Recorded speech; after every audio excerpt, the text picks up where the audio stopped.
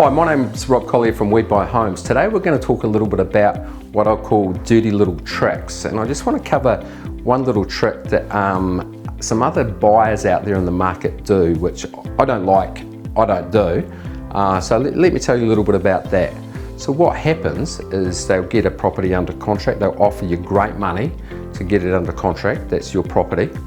They will then have a long due diligence clause of 3 to 4 weeks or more for that contract.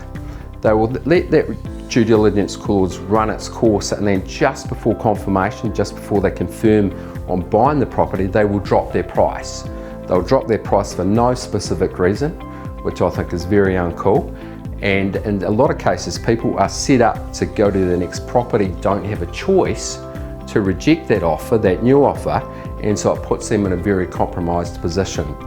That's something we will not do.